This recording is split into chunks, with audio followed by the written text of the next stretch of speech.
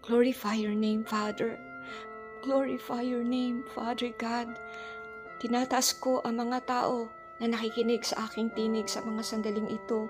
Yung mga taong gupo na, wala nang lakas lumaban. Yung mga tao na malapit ng malaglag, kukonti na lang, bibitaw na sila dahil sa tindi ng pinagdaraanan nila sa buhay. Ama, ang iba sa kanila, karamihan sa kanila, matagal lang umiiyak sa iyo, matagal nang nananalangin sa iyo, matagal nilang hinihintay, Panginoon, ang tugon mo sa kanilang mga panalangin. Yung iba sa kanila, Panginoon, wala silang rason para bumangon pa, para mabuhay pa.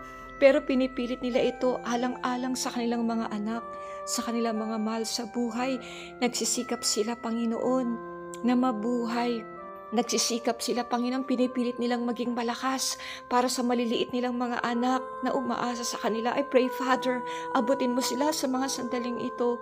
Lord, I pray, bigyan mo po sila ng kalakasan para maging matagumpay ang araw na to sa kanila. Bigyan niyo po silang lakas, Panginoon, para muling lumaban sa araw na to para sa kanilang mga mahal sa buhay.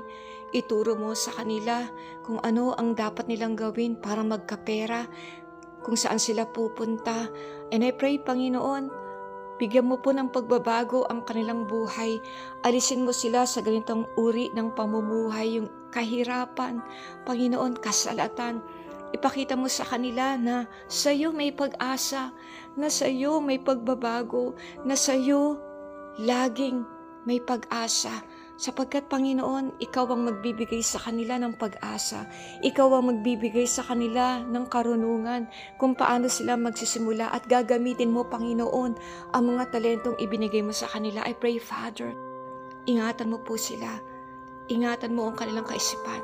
Tulungan mo po sila, Panginoon. Bigyan mo sila ng panibagong kasiglahan sa araw na to. I pray, Panginoon, sa mga tatay ng tahanan.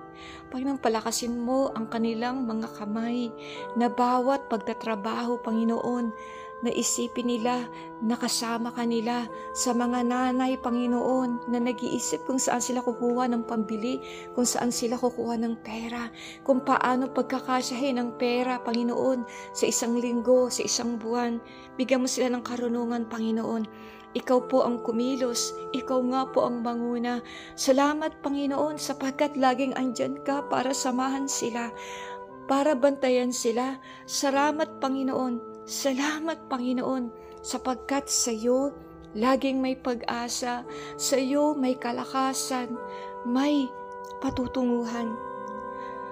Sa mga sandaling ito, kaibigan, kung ikaw ay nanghihina, kung ikaw ay pagod na, wala ka ng lakas na paghuhugutan pa, I want to encourage you.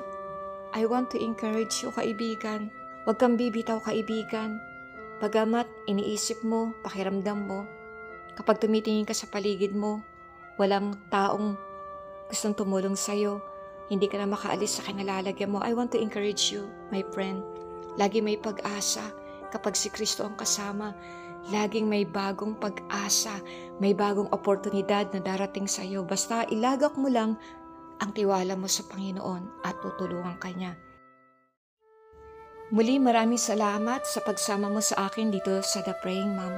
Kung may mga problema kang pinagdaraanan, panalangin, isulat mo dito sa comment section para maisama kita sa aking panalangin. May the Lord bless you and keep you safe. At laban lang, kaibigan, sapagkat sa bawat pag-iyak mo, sa bawat pagluhod mo, may nangyayari at may ginagawa ang Diyos para sa iyo. Sapagkat malaki ang nagagawa ng pananalangin, may pananampalataya. God bless you.